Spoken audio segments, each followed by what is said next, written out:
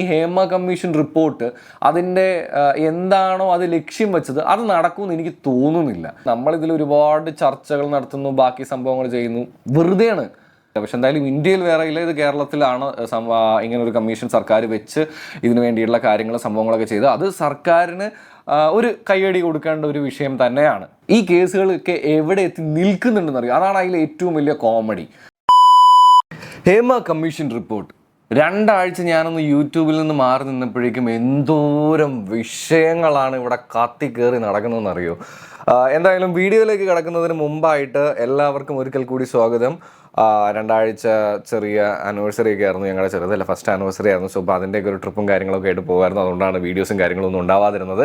അപ്പോൾ എന്തായാലും നിങ്ങൾ ഏത് പ്ലാറ്റ്ഫോമിലൂടെയാണ് എന്നെ കേൾക്കുന്നത് കാണുന്നതെന്നുണ്ടെങ്കിൽ അതിൽ ഫോളോ ചെയ്യാനുള്ളൊരു ഓപ്ഷൻ ഉണ്ടാവും. സോ ഒന്ന് ഫോളോ ചെയ്ത് സപ്പോർട്ട് ചെയ്യണം എന്ന് ഓർമ്മിപ്പിച്ചുകൊണ്ട് നമ്മൾ ഇന്നത്തെ വിഷയത്തിലേക്ക് കിടക്കുകയാണ് കേട്ടോ. സാറാ എൻ്റെ അപ്പൻ്റെ ആരെങ്കിലും ആണോ? എൻ്റെ ഫ്രണ്ടാ. അവനാ ഈ നിലവാരത്തിലുള്ള വൃത്തിയായിട്ട് ഉപമങ്ങളൊക്കെ പറയാറ്. അല്ല സാർ കഥ പറഞ്ഞു. അപ്പോൾ നമുക്കറിയാവുന്ന പോലെ തന്നെ ഇന്ന് കേരളത്തിൽ ന്യൂസ് ചാനലുകളോ അല്ലെങ്കിൽ ഓൺലൈൻ മീഡിയ പ്ലാറ്റ്ഫോംസോ ഏതെങ്കിലും തുറന്നു കഴിഞ്ഞാൽ നടൻ ചെയ്തത് കണ്ടില്ലേ, നടിക്ക് സംഭവിച്ചത് കണ്ടില്ലേ എന്നുള്ളത് റിലേറ്റ് ചെയ്തിട്ടുള്ള ഒരുപാട് സംഭവങ്ങളാണ്. സോ അപ്പോൾ ഒന്ന് ഓടിച്ച് നമുക്ക് ആ വിഷയം എന്താണ് എന്നൊന്ന് പറഞ്ഞിട്ട് വരാമെന്ന് ഞാൻ വിചാരിക്കുന്നു. നമുക്കറിയാവുന്ന പോലെ തന്നെ ഈ പറയുന്ന പോലെ തന്നെ ഹേമ കമ്മീഷൻ റിപ്പോർട്ട് എന്ന് പറയുന്നത് നമ്മുടെ മലയാളം ഇൻഡസ്ട്രിയിൽ, ഞാനത് എടുത്ത് വീണ്ടും ഒന്നും കൂടെ പറയണം, നമ്മുടെ മലയാളം ഇൻഡസ്ട്രിയിൽ നടന്നിട്ടുള്ള സെക്ഷൽ ഹറാസ്മെൻറ്റ്, എക്സ്പ്ലോയിറ്റേഷൻ, അതിൻ്റെ ഉള്ളിലുള്ള ലോബി, അങ്ങനെയുള്ള കാര്യങ്ങളെക്കുറിച്ചുള്ള ഒരു റിപ്പോർട്ട് മാത്രമാണ് ഈ പറയുന്ന പോലെ തന്നെ, അല്ലെങ്കിൽ അതിനുണ്ടായിട്ടുള്ള സംഭവങ്ങളെക്കുറിച്ചുള്ള അവർ നടത്തി പലരുടെയും മൊഴികൾ എടുത്തു എന്ന് പറയാൻ പറ്റില്ല, മൊഴി എന്ന് പറയാൻ പറ്റില്ല, അവരുടെ അനുഭവങ്ങൾ പറഞ്ഞിട്ടുള്ള ഒരു റിപ്പോർട്ട് എന്നുള്ളതാണ് എനിക്ക് ഫീൽ ചെയ്തിട്ടുള്ളൊരു കാര്യം. അപ്പോൾ എന്തായാലും നമുക്കറിയാവുന്ന പോലെ തന്നെ കുറച്ച് കാലങ്ങൾക്ക് മുമ്പ് മലയാളത്തിൽ ഒരു പ്രമുഖ നടിക്കുണ്ടായ കാര്യം നമുക്കറിയാം. അത് നമ്മളെല്ലാവരെയും ഞെട്ടിപ്പിച്ച ഒരു സംഭവം തന്നെയായിരുന്നു. കാരണം ഒരിക്കലും അതൊരു നടിക്കുന്നല്ല, ഒരു മനുഷ്യനും അങ്ങനെ ഉണ്ടാവരുത്. സോ ആ ഒരു ഇൻസിഡൻറ്റിനെ തുറന്നുകൊണ്ടാണ് ഈ പറയുന്ന പോലെ ഈ ഒരു കമ്മീഷൻ രൂപീകരിക്കപ്പെടുകയും ഇങ്ങനെ ഒരു സംഭവം, ഇതിനെക്കുറിച്ചുള്ള എൻക്വയറി കാര്യങ്ങൾ സംഭവങ്ങളൊക്കെ വന്നത്. ഇത് നമുക്കറിയാം അല്ലേ.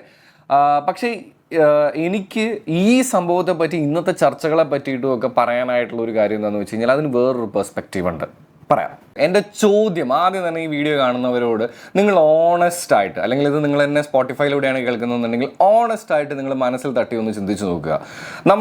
നമ്മുടെ ചുറ്റുപാടും ഇന്ത്യ തന്നെ ഇപ്പോൾ ഒട്ടും സ്ത്രീകൾക്ക് സേഫ് അല്ലാത്ത കൺട്രി ആണെന്നുള്ള റിപ്പോർട്ടുകളൊക്കെ വന്നുകൊണ്ടിരിക്കുന്നുണ്ട്. കാരണം അതിനിടയിൽ തന്നെയാണ് ഇങ്ങനെയുള്ള സംഭവങ്ങളൊക്കെ പൊയ്ക്കൊണ്ടിരിക്കുന്നതും. അതിനിടയിലാണ് എൻ്റെ ഈ ചോദ്യം. നിങ്ങൾക്ക് തോന്നുന്നുണ്ടോ ഈ ഹേമ കമ്മീഷൻ റിപ്പോർട്ട് മലയാള സിനിമയിൽ വലിയ മാറ്റങ്ങൾ ഉണ്ടാക്കും എന്നുള്ളത്? ഓണസ്റ്റായിട്ട് നിങ്ങളോട് ഞാനൊരു ഉത്തരം പറയുകയാണെന്നുണ്ടെങ്കിൽ എനിക്ക് തോന്നുന്നു ഇതിൽ കുറച്ച് കാലത്തേക്ക് മീഡിയയ്ക്കുള്ളൊരു തീറ്റ മാത്രമാണിത്.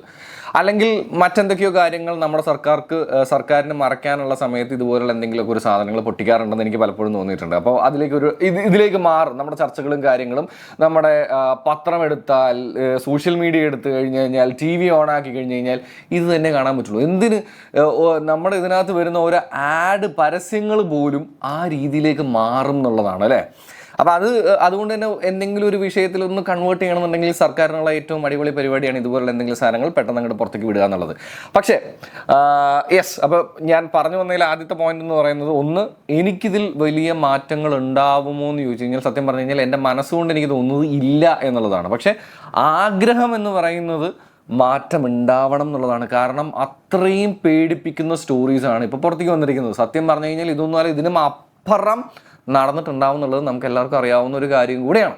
ഇനി സർക്കാരിനെ കുറിച്ച് പറഞ്ഞു കഴിഞ്ഞപ്പോൾ ഈ ഒരു റിപ്പോർട്ട് ഈ പറയുന്ന പോലെ തന്നെ നമുക്കറിയാവുന്ന പോലെ നമ്മുടെ ഒരു പ്രമുഖ നടി, അല്ലെങ്കിൽ നമ്മുടെ നാട്ടിൽ സംഭവിച്ചിട്ടുണ്ടായിരുന്ന ഒരു ഇൻസിഡൻറ്റ്, ആ നടനും നടിയും ഈ സംഭവം ഉണ്ടായി കഴിഞ്ഞിട്ട് നമ്മുടെ സർക്കാർ എടുത്തിട്ടുള്ള ഇതിന് വേണ്ടിയിട്ടുള്ള ഒരു സംഭവമായിരുന്നു. പക്ഷെ ഒരുപാട് കാലം ഇതിന് പല കാര്യങ്ങളും പറഞ്ഞിട്ട് പിടിച്ചു വെച്ചുകൊണ്ടിരുന്നിട്ട് ഇപ്പോഴാണ് ഇത് റിലീസ് ചെയ്യുന്നത്. അതിൽ തന്നെ ഒരു തെറ്റുണ്ട്. കാര്യം എന്താണെന്ന് വെച്ച് കഴിഞ്ഞാൽ, ഒന്ന്, നമ്മുടെ സർക്കാർ എന്ന് പറയുന്നത് ഏറ്റവും സ്ത്രീകൾക്ക് വേണ്ടി മുന്നോട്ട് വരുമെന്ന് നമ്മൾ വിശ്വസിക്കുന്ന ഒരു സർക്കാരാണ്. സോ അപ്പോൾ അവരുടെ കയ്യിൽ നിന്ന് ഒരിക്കലും ഇതുപോലുള്ള ഇങ്ങനെയുള്ള വിഷയങ്ങളിൽ ഒരു ഒരു ഒരു ഒരു എന്താ പറയുക, സമയം വൈകിപ്പിക്കുന്നതായിട്ടുള്ള അല്ലെങ്കിൽ കുറച്ച് ലേറ്റ് ആയിട്ടുള്ള ആക്ഷൻസ് നമ്മൾ ഒട്ടും പ്രതീക്ഷിക്കുന്നില്ല. കാരണം കുറച്ചും കൂടെ ഇങ്ങനെയുള്ള വിഷയങ്ങളിൽ ആക്ഷൻ എടുക്കാൻ നട്ടലുള്ളൊരു സർക്കാരാണെന്നാണ് ഞാൻ വിശ്വസിക്കുന്നത് കേട്ടോ.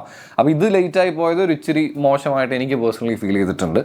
ആൻഡ് പിന്നെ വേറൊരു കാര്യം എന്താണെന്ന് വെച്ച് കഴിഞ്ഞാൽ, ഇത് മലയാളത്തിൽ, കേരളത്തിൽ, ഇന്ത്യയിൽ, ഇനി ലോകത്ത് ഇതുപോലൊരു കമ്മീഷൻ ഉണ്ടായിട്ടുണ്ടോ എന്നുള്ളത് എനിക്കറിയില്ല. പക്ഷെ എന്തായാലും ഇന്ത്യയിൽ വേറെ ഇല്ല, ഇത് കേരളത്തിലാണ് ഇങ്ങനൊരു കമ്മീഷൻ സർക്കാർ വെച്ച് ഇതിനു വേണ്ടിയിട്ടുള്ള കാര്യങ്ങൾ, സംഭവങ്ങളൊക്കെ ചെയ്ത് അത് സർക്കാരിന് ഒരു കയ്യടി കൊടുക്കേണ്ട ഒരു വിഷയം തന്നെയാണ്. പക്ഷേ ഇതിവിടെ നിൽക്കരുത്, ഇതിവിടെ തീരരുത്. ചർച്ചകൾ കഴിഞ്ഞും ഇതിന് ആക്ഷൻ ഉണ്ടാവണം. ആൻഡ് നമുക്കറിയാവുന്ന പോലെ തന്നെ ഒരുപാട് നടിമാർ, അല്ലെങ്കിൽ ഇപ്പോൾ ഇന്നിപ്പോൾ ഞാൻ ന്യൂസ് വെച്ച്, ഞാൻ ട്രാവലിങ്ങിലായതുകൊണ്ട് എനിക്ക് കുറേ കാര്യങ്ങൾ ഫോളോ അപ്പ് ചെയ്യാൻ പറ്റിയില്ല. ഒരു പുരുഷനും ഡയറക്ടർ രഞ്ജിത്തിനെതിരെ പരാതി കൊടുത്തിട്ടുണ്ട്. ഇപ്പം ഞാൻ കുറച്ച് മുമ്പ് ന്യൂസ് വെച്ച് കഴിഞ്ഞപ്പോൾ ആറാട്ടണ്ണനും മറ്റേ പുള്ളി ഉണ്ടല്ലോ, എന്തോ അവൻ്റെ പേര്, വെകളി, ആ പുള്ളിക്കൊക്കെ എതിരായിട്ട് വീണ്ടും ഇതിൻ്റെ ഇതിൽ തന്നെ ഉള്ളതുപോലെ തന്നെ ഒരു കംപ്ലയിൻറ്റ് വന്നു എന്നൊക്കെ പറഞ്ഞ് ഞാനിങ്ങനെ കാണുന്നുണ്ട്. അപ്പോൾ ഒരുപാട് കേസുകളും സംഭവങ്ങളും ഒക്കെ റിപ്പോർട്ട് ചെയ്യപ്പെടുന്നുണ്ട്. പലരും അവർക്കുണ്ടായിട്ടുള്ള സ്റ്റോറീസ് ഷെയർ ചെയ്യണം. പക്ഷെ ഞാൻ പറയുന്നത് ഇത് കേസാക്കണം, ഇതിലെ കാര്യങ്ങൾ അന്വേഷിക്കപ്പെടണം, തെറ്റ് ചെയ്തിട്ടുണ്ടെങ്കിൽ ശിക്ഷിക്കപ്പെടണം. ആൻഡ് തെറ്റ് ചെയ്തിട്ടില്ല എന്നുണ്ടെങ്കിൽ, അത് പ്രൂവ് ചെയ്യാൻ പറ്റിയില്ല എന്നുണ്ടെങ്കിൽ, ഇതുപോലുള്ളൊരു കള്ളക്കേസ് കൊടുത്തവർക്കെതിരെയും ഭയങ്കരമായിട്ടുള്ള ആക്ഷൻ എടുത്ത് നമ്മൾ മാതൃക കാണിക്കണം എന്നുള്ളതാണ് കേട്ടോ. പക്ഷെ ഇതൊക്കെ ഉണ്ടാവും. അപ്പോൾ ഞാൻ നേരത്തെ പറഞ്ഞല്ലോ, ഇത് എനിക്കൊട്ടും തോന്നുന്നില്ല എന്നുള്ളത്. നമ്മുടെ സമൂഹം അങ്ങനെയാണ്. കാരണം ഇപ്പോൾ തന്നെ ആലോചിച്ചു, വെസ്റ്റ് ബംഗാളിൽ ഡോക്ടർക്ക് ഉണ്ടായ സംഭവമാണെന്നുണ്ടെങ്കിലും, അത് കഴിഞ്ഞിട്ടിപ്പം ബംഗാളിൽ ഈ പറയുന്ന പോലെ പല ആക്ഷൻസ് എടുക്കാനുള്ള സംഭവങ്ങളൊക്കെ ഇങ്ങനെ മുന്നോട്ട് പോകുന്നുണ്ടാക്കുക, നല്ല കാര്യങ്ങൾ. പക്ഷേ അവിടെ നിന്ന് പോകണ്ട. ഇവിടെ എൻ്റെ ജീവിതത്തിൽ ഉണ്ടായിട്ടുള്ള ഒരു ഇൻസിഡൻറ്റ് പറയാം. ഞാൻ RJ ആൻറ്റപ്പൻ എന്ന ഞാൻ RJing വിടുന്നതിലും ഈ പറയുന്നത് പോലെ തന്നെ സ്ത്രീക്കെതിരെ ഉണ്ടായിട്ടുള്ളൊരു ഇൻസിഡൻറ്റ്. ആ സ്ത്രീ ഇന്ന് എൻ്റെ ഭാര്യയാണ്. എന്നാലും അവൾക്കെതിരെ ഒരു ഇൻസിഡൻറ്റ് പബ്ലിക് സ്പേസിൽ, കേരളത്തിലെ തന്നെ one of the biggest shopping മാളിൽ വെച്ചിട്ടുണ്ടായി. അത് അവിടുത്തെ സ്റ്റാഫാണ് ചെയ്യുന്നത് കേട്ടോ. ആൻഡ് ആ സംഭവം അങ്ങനെ ഉണ്ടായി കഴിഞ്ഞപ്പോൾ നിങ്ങൾ പബ്ലിക്ക് ഇങ്ങനെ ചെയ്യരുത്. അതും ഒരു വുമൻസ് ഡേയുടെ അന്നാണ് ഈ സംഭവം ഉണ്ടാകുന്നത്. അങ്ങനെ ചെയ്യരുതെന്ന് പറഞ്ഞു കഴിഞ്ഞതിന് കുറച്ച് നാൾ കഴിഞ്ഞ്, അതായത് ആ ഒരു ഇൻസിഡൻറ്റ് കഴിഞ്ഞ് കുറച്ച് നാൾ കഴിഞ്ഞിട്ട് ആ സമയത്ത് അവളത് വീഡിയോ ആയിട്ട് പോസ്റ്റ് ചെയ്യുകയും ബാക്കി കാര്യങ്ങളൊക്കെ ചെയ്തു. അവരവിടെ അതിൻ്റെ എൻക്വയറി കാര്യങ്ങൾ പോയി, അങ്ങനെ സംഭവങ്ങളൊക്കെ ഉണ്ടായി. പക്ഷെ ഇതെല്ലാം കഴിഞ്ഞ് കഴിഞ്ഞിട്ട് എൻ്റെ കമ്പനിയിൽ ഞാൻ എന്തിനതിൽ ഇൻവോൾവ് ആയി എന്ന് പറഞ്ഞ് എനിക്ക് ചോദ്യം വന്നു. ആൻഡ് പിന്നീട് ആ ബേസിൽ തന്നെ എനിക്ക് അങ്ങനെ ഒരു സ്ഥാപനത്തിൽ പിന്നീട് എന്ന് വെച്ച് കഴിഞ്ഞാൽ കൊച്ചിയിൽ നിന്നും എൻ്റെ ഹെഡ് ഓഫീസിൽ നിന്നും ആക്ച്വലി എനിക്ക് സപ്പോർട്ടാണ് ഉണ്ടായത്. പക്ഷേ എൻ്റെ ഓഫീസിൽ നിന്ന് പലരിൽ നിന്നും എനിക്ക് കേൾക്കേണ്ടി വന്നിട്ടുള്ളത് ഭയങ്കര നെഗറ്റീവായിട്ടുള്ളൊരു കാര്യമായിരുന്നു. അങ്ങനെയാണ് ഞാൻ എൻ്റെ ജോബ് വിടുന്നത്. പലരോടും ഞാനിത് പറഞ്ഞിട്ടില്ല. കാരണം നമ്മുടെ സ്റ്റോറീസ് ഇങ്ങനെ പറഞ്ഞ് നടന്നൊരു സിമ്പതി ക്രിയേറ്റ് ചെയ്യേണ്ട ആവശ്യമൊന്നും ഇല്ലയെന്ന് വിശ്വസിച്ചിരുന്ന ആളാണ് ഞാൻ. പിന്നെ ഇത് വന്നു കഴിഞ്ഞ് കഴിഞ്ഞപ്പോൾ നിങ്ങളോടൊന്ന് ജസ്റ്റ് ഷെയർ ചെയ്തേക്കാം എന്ന് തോന്നിയതുകൊണ്ട് ഷെയർ ചെയ്തതാണ്. ഓക്കെ, അപ്പം ഞാൻ പറഞ്ഞു വന്നത് എന്താണെന്ന് വെച്ച് കഴിഞ്ഞാൽ, നമ്മൾ പ്രതികരിച്ചാൽ തന്നെ നമ്മളെ ഈ പറയുന്നത് പോലെ തന്നെ ആലോചിച്ച് നോക്കണം. ഞാൻ വർക്ക് ചെയ്ത ഒരു കോർപ്പറേറ്റ് കമ്പനിയിലാണ്. HR റൂൾസ് ഭയങ്കര സ്ട്രിക്റ്റ് ആയിട്ടുള്ള ഒരു കമ്പനിയിൽ ഈ പറയുന്നത് പോലെ തന്നെ സ്ത്രീക്കെതിരെ പബ്ലിക്കിൽ ഒരു സംഭവം ഉണ്ടായതിൻ്റെ പേരിൽ, ഞാൻ സംസാരിച്ചതിൻ്റെ പേരിൽ നമ്മുടെ ക്ലയൻറ്റ്, അതായത് അന്നത്തെ എൻ്റെ ക്ലയൻറ്റ് വന്ന് ചോദ്യം ചെയ്തതിൻ്റെ പേരിൽ എനിക്കൊരു എൻക്വയറി ഉണ്ടാവുകയാണ്. നമ്മൾ പ്രതികരിച്ചാൽ തന്നെ നമുക്കെതിരെ ആക്ഷൻ വരുന്ന ഒരു കാലഘട്ടമാണ്. അല്ലെങ്കിൽ അതിന് പേര് നീ അവനെതിരെ സംസാരിച്ചു, അവൾ സംസാരിക്കണം, അവൾ സംസാരിച്ചോട്ടെ, നീ അതിനെ സപ്പോർട്ട് ചെയ്യേണ്ട എന്നുള്ളൊരു ആറ്റിറ്റ്യൂഡായിരുന്നു ആക്ച്വലി എനിക്ക് അവിടെ ആ സമയത്ത് ഫീൽ ചെയ്തത്. ഞാൻ പറഞ്ഞല്ലോ, എൻ്റെ കമ്പനി ഹെഡ് ഓഫീസിൽ നിന്നും കാര്യം എനിക്കറിയാം, ഇത് പറയുമ്പോൾ ചിലപ്പോൾ ഒരു ക്ലാരിഫിക്കേഷൻ നിങ്ങൾക്ക് വരില്ല. പക്ഷെ എന്നാലും ഞാൻ പറയാൻ ഉദ്ദേശിച്ച ഒരു കാര്യം എന്താണെന്ന് വെച്ച് കഴിഞ്ഞാൽ, ഇങ്ങനെയുള്ള വിഷയങ്ങൾ നമ്മൾ ഇടപെടുമ്പോൾ പോലും നമുക്ക് പ്രോപ്പറായിട്ടുള്ളൊരു സപ്പോർട്ട് നമ്മുടെ സൊസൈറ്റിയിൽ നിന്ന് കിട്ടുന്നില്ല എന്നുള്ളതാണ്. പിന്നെ എനിക്ക് തോന്നിയിട്ടുള്ളൊരു വിഷയം എന്താണെന്ന് വെച്ച് കഴിഞ്ഞാൽ, ഇപ്പോൾ ആലോചിച്ച് നോക്കൂ, ഓൺലൈനിൽ തന്നെ, സോഷ്യൽ മീഡിയാസിൽ തന്നെ സ്ത്രീകൾ എന്തോരം പ്രശ്നങ്ങൾ ഫേസ് ചെയ്യുന്നുണ്ട്, എന്തോരം കേസുകൾ രജിസ്റ്റർ ചെയ്യപ്പെട്ടിട്ടുണ്ടെന്നറിയോ, ഈ കേസുകളൊക്കെ എവിടെ എത്തി നിൽക്കുന്നുണ്ടെന്നറിയോ. അതാണ് അതിൽ ഏറ്റവും വലിയ കോമഡി. അതുകൊണ്ട് തന്നെയാണ് ഞാൻ പറഞ്ഞത്, ഈ ഹേമ കമ്മീഷൻ റിപ്പോർട്ട് അതിൻ്റെ എന്താണോ അത് ലക്ഷ്യം വെച്ചത് അത് നടക്കുമെന്ന് എനിക്ക് തോന്നുന്നില്ല. കാര്യം എന്താണെന്ന് വെച്ച് കഴിഞ്ഞാൽ, ഇപ്പോൾ നമ്മുടെ ചുറ്റുപാടും തന്നെ എന്തോരം സ്ത്രീകളൊക്കെ അവർക്കെതിരെ ഇതുപോലുള്ള സംഭവങ്ങൾ ഉണ്ടായിട്ടുണ്ട് എന്ന് പറഞ്ഞതിൻ്റെ പേരിൽ ഒരു ആക്ഷൻ പോലും എടുക്കാതെ FIR ഇട്ടിട്ട് പോലും ചില സമയത്ത് ഒരു തേങ്ങയില്ലാതെ ഇരിക്കുന്ന പല സംഭവങ്ങളുണ്ട്. ഓൺലൈൻ കേസുകളാണെന്നുണ്ടെങ്കിലും അതായത് സൈബർ കേസുകളാണെന്നുണ്ടെങ്കിലും അല്ലാതെയാണെന്നുണ്ടെങ്കിലും അങ്ങനെ ഒരുപാട് സംഭവങ്ങളുണ്ട്. പിന്നെ ഈ അടുത്ത് തന്നെ ഞാൻ CMൻ്റെ ഓഫീസിനെ റിലേറ്റ് ചെയ്തിട്ട് ഒരു സംഭവം അത് ഞാൻ കേൾപ്പിച്ചു തരാം കേട്ടോ. മുഖ്യമന്ത്രിയുടെ ഓഫീസിലെ കമ്പ്യൂട്ടർ സെല്ലിലെ റോബർട്ട് ഫ്രാൻസിസ് തൊഴിൽ സ്ഥലത്ത് വനിതാ ജീവനക്കാരെ മാനസികമായി പീഡിപ്പിക്കുന്നുവെന്ന പരാതിയാണ് ആഭ്യന്തര അന്വേഷണ സമിതിക്ക് മുമ്പിൽ വന്നത്. ഒരു കൂട്ടം ജീവനക്കാരുടെ പേരിലെത്തിയ പരാതിയാണ് ചീഫ് സെക്രട്ടറി അന്വേഷണ സമിതിക്ക് കൈമാറിയത്. ഒരു യുവതി തെളിവുകൾ സഹിതം റോബർട്ടിനെതിരെ മൊഴി നൽകി. ഈ മൊഴി ശരിയാണെന്ന് തെളിയിക്കുന്ന വിധം മറ്റ് ചില മൊഴികളും സമിതിക്ക് ലഭിച്ചു.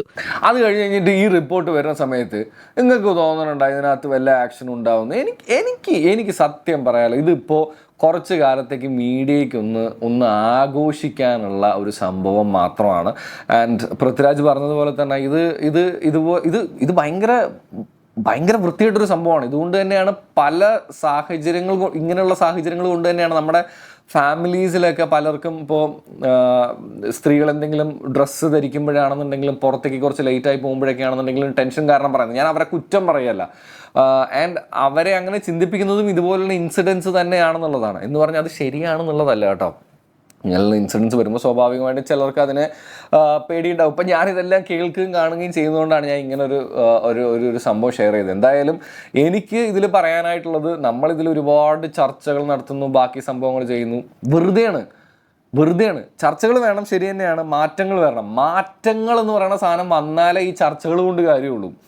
ആൻഡ് നിങ്ങൾക്ക് എവിടെയെങ്കിലും വെച്ച് സ്ത്രീ ആയാലും പുരുഷനായാലും എന്തെങ്കിലും റോങ് ആയിട്ടുള്ള സംഭവങ്ങൾ ഉണ്ടാവുകയാണെന്നുണ്ടെങ്കിൽ, അത് തെറ്റാണെന്ന് തോന്നുകയാണെന്നുണ്ടെങ്കിൽ അത് റേസ് ചെയ്യാനുള്ളൊരു ഗട്ട്സ് ഇനിയെങ്കിലും വരിക. ഞാൻ എൻ്റെ ലൈഫ് കൊണ്ട് ഇപ്പോഴും ചെയ്തുകൊണ്ടിരിക്കുന്ന ഒരു കാര്യമാണ്.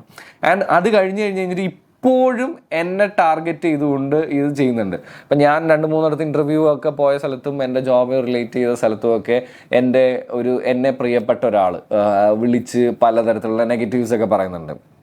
പക്ഷെ അവർക്കറിയാത്ത വിഷയം എന്താണെന്ന് വെച്ച് കഴിഞ്ഞാൽ, ഞാൻ മീഡിയയിൽ ഈ പറയുന്ന പോലെ RJ ആയിട്ട് തന്നെ ജീവിച്ച് മരിക്കുന്നുള്ള വാക്കൊന്നും എടുത്തിട്ടൊന്നുമല്ല. ഞാൻ വേറെ എനിക്ക് ജീവിക്കാനുള്ള എന്താണോ ആ പണി പിടിച്ച് ഞാൻ പോകും. അതുകൊണ്ട് ആരുടെയും കാല് പിടിക്കേണ്ട സിറ്റുവേഷനിലേക്ക് ഞാൻ നിൽക്കില്ല. ഫൈറ്റ് ചെയ്യാനുള്ളത് ഞാൻ ഫൈറ്റ് ചെയ്യും, പറയാനുള്ളത് ഞാൻ പറയും. അതിന് അഗൻസ്റ്റ് അത് ഞാൻ ചെയ്തത് കൊണ്ട് എന്നെ അങ്ങോട്ട് ഇല്ലാതാക്കും എന്നുള്ളതാണെന്നുണ്ടെങ്കിൽ ചെഗുവേര പറഞ്ഞ ആ സാധനം തന്നെയാണ്. കൊല്ലാനല്ലേ പറ്റുള്ളൂ, വേറൊന്നും ചെയ്യാൻ പറ്റില്ലല്ലോ, തോൽപ്പിക്കാൻ പറ്റൂല. ആ കാര്യത്തിൽ എനിക്ക് നല്ലതായിട്ടുണ്ട്. എനിക്ക് പറയാനായിട്ടുള്ളതും ആ ആറ്റിറ്റ്യൂഡ് തന്നെയാണ് നമ്മളിൽ എല്ലാവരിലേക്കും വരേണ്ടത്. ഇങ്ങനെയുള്ള ചർച്ചകളും ഇങ്ങനെയുള്ള റിപ്പോർട്ട്സും കാര്യങ്ങളും ഒക്കെ ഇനിയും പുറത്തേക്ക് വരണം. എനിക്ക് തോന്നുന്നു സിനിമാ മേഖലയിൽ മാത്രമല്ല, സിനിമാ മേഖലയിലാവുമ്പോൾ ഇതൊന്നും റിപ്പോർട്ട് ചെയ്യാനോ അല്ലെങ്കിൽ ഈ പറയുന്ന പോലെ തന്നെ പെട്ടെന്നൊരു ആക്ഷൻ എടുക്കാനോ ഉള്ള ഒരു അതോറിറ്റി ഇതിൽ സത്യം പറഞ്ഞു കഴിഞ്ഞാൽ അവരുടെ മേഖലയിൽ ഇല്ല. അതൊരു ഭയങ്കര ലാക്കിംഗ് ആയിട്ടുള്ളൊരു സംഭവം തന്നെയാണ്. എന്നാൽ ഇപ്പോൾ കോർപ്പറേറ്റ് സ്ഥലങ്ങളിലൊക്കെ നോക്കുകയാണെന്നുണ്ടെങ്കിൽ ഇതുപോലെ എന്തെങ്കിലും ഉണ്ടെങ്കിൽ അപ്പം തന്നെ കംപ്ലൈൻറ്റ് ചെയ്യാനുള്ള സ്ഥലങ്ങളുണ്ട്. പക്ഷേ എന്നിട്ടും കേസുകൾ റിപ്പോർട്ട് ചെയ്യുന്നുണ്ട് എന്നുള്ളതാണ് കേട്ടോ. പോലീസിൽ സ്ത്രീകൾ ഇതുപോലെ ഫേസ് ചെയ്യുന്നില്ലേ? ഉണ്ട്, പോലീസിലുണ്ട്. ഇനി നമ്മുടെ ചുറ്റുപാട് ഏത് മേഖലയിൽ എടുത്ത് നോക്കിയാലും സ്ത്രീ ആയാലും പുരുഷനായാലും അവരെല്ലാം ഇതുപോലുള്ള സംഭവങ്ങൾ ഫേസ് ചെയ്യുന്നുണ്ട് എന്നുള്ളത് ഒരു വലിയ സത്യം തന്നെയാണ്. നമ്മളെ സപ്പോർട്ട് ചെയ്യാനുള്ള റൂൾസും ഉണ്ട്. പക്ഷെ പലപ്പോഴും പറ്റിപ്പോകുന്നൊരു പ്രശ്നം എന്താണെന്ന് വെച്ച് കഴിഞ്ഞാൽ നമ്മൾ പ്രതികരിക്കുന്നില്ല എന്നുള്ളതാണ് ഇതിലെ ഏറ്റവും വലിയ ഡ്രോബാക്ക്. നമ്മൾ പ്രതികരിച്ച് തുടങ്ങണം. നമ്മളോട് ഇമ്മാരി വർത്താനം പറയണം, എന്നിട്ട് ആദ്യം ഒരെണ്ണം അങ്ങോട്ട് കൊടുക്കുക. അതിൻ്റെ കൂടിപ്പോൾ തല്ലി വധശ്രമത്തിൻ്റെ പേരിലുള്ള കേസല്ലേ നമ്മൾ തല്ലിൻ്റെ പേരിൽ എടുക്കാൻ പറ്റുള്ളൂ. എടുക്കട്ടെ എന്ന് ചിന്തിച്ച് ചെയ്യുക. കാര്യം ഇതുപോലുള്ളവരെ ഒന്നും നമ്മുടെ സമൂഹത്തിൽ വളരാൻ അനുവദിക്കരുത് എന്ന് ഓർമ്മിപ്പിച്ചുകൊണ്ട് ഞാൻ എന്തായാലും ഇന്നത്തെ എപ്പിസോഡ് അവസാനിപ്പിക്കുകയാണ്. അപ്പം ഞാൻ നേരത്തെ പറഞ്ഞുകൊണ്ടിരുന്ന ഒരു കാര്യം അതിനിടയിൽ വെച്ച് ക്യാമറ ഒന്നും കൂടെ ഓഫായി പോയി. അപ്പോൾ 2 ആഴ്ചത്തെ ബ്രേക്കിന് ശേഷമാണ് വരുന്നത്. അപ്പോൾ നമ്മുടെ പോഡ്കാസ്റ്റ് നമ്മളൊന്ന് കുറച്ചും കൂടെ ഒന്ന് ഡെവലപ്പ് ചെയ്യാനുള്ള പരിപാടിയാണ്. ഞാനൊരു സ്റ്റുഡിയോ ഒക്കെ സെറ്റ് ചെയ്തുകൊണ്ടിരിക്കുന്നുണ്ട്. അപ്പോൾ നിങ്ങളുടെ സപ്പോർട്ട് വളരെ ഇമ്പോർട്ടൻ്റ് ആണ്. അതുകൊണ്ട് തന്നെ നിങ്ങൾ എന്ത് ചെയ്യണം, നിങ്ങളിപ്പോൾ എന്നെ കാണുന്നത് ഫേസ്ബുക്കിലാണെന്നുണ്ടെങ്കിൽ അവിടെ ഒന്ന് ഫോളോ ചെയ്തിടുക. ഇനിയല്ല യൂട്യൂബിലാണെന്നുണ്ടെങ്കിൽ സബ്സ്ക്രൈബ് ചെയ്യുന്ന കാര്യം മറക്കരുത്. സ്പോട്ടിഫൈയിലാണെന്നുണ്ടെങ്കിൽ കേട്ടുകൊണ്ടിരിക്കുകയാണെന്നുണ്ടെങ്കിൽ അവിടെ നിങ്ങൾക്ക് ഫോളോ ചെയ്യാനുള്ള ഓപ്ഷൻസ് ഒക്കെ ഉണ്ട്. അങ്ങനെ ഫോളോ ചെയ്ത് നമ്മുടെ എപ്പിസോഡ്സിൽ നിങ്ങളുടെ അഭിപ്രായങ്ങളെല്ലാം താഴെ കമൻറ്റിലൂടെ പറഞ്ഞുകൊണ്ട് എന്നെ അതിപ്പോൾ നിങ്ങൾക്ക് വിമർശിക്കാനാണെന്നുണ്ടെങ്കിലും വിമർശിച്ചുകൊണ്ട് തന്നെ അത് ചെയ്യുക. അങ്ങനെ നമുക്കൊരു ഫാമിലി ആയിട്ട് വളരാം, സഹായിക്കണം എന്ന് ഓർമ്മിപ്പിച്ചുകൊണ്ട്, സപ്പോർട്ട് ചെയ്യണം എന്ന് ഓർമ്മിപ്പിച്ചുകൊണ്ട് എൻ്റെ പിന്നെ signing off. Thank you so much for watching this video.